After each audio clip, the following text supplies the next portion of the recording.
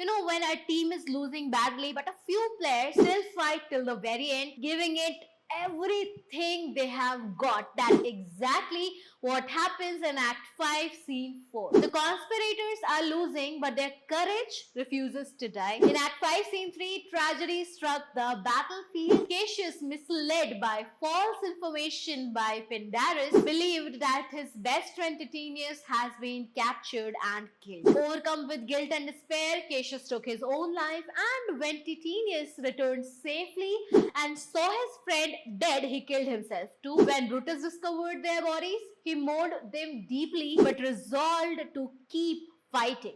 Now, in Act 5, Scene 4, the war continues and the focus shifts to Brutus's last stand. The battle rages on at Philippi. Brutus's army is weakening, but he refuses to give up. He commands his soldiers, including Lucilius, Cato, and Messala, to keep fighting bravely for Rome's freedom. As the fighting grows intense, Cato, the son of Brutus's old friend, charges fearlessly into battle, shouting his name, proud to die for his cause. He is soon killed, showing how hopeless the situation has become. Then Lucilius is surrounded by Antony's soldiers. Instead of surrendering, he cleverly pretends to be Brutus. So the soldiers, excited by the idea of capturing Brutus alive, take Lucilius to Antony. Now Antony, he quickly realizes the trick, but instead of punishing him, he is impressed by Lucilius's loyalty. He orders his men to protect Lucilius, saying, "Keep this man safe. I'd rather have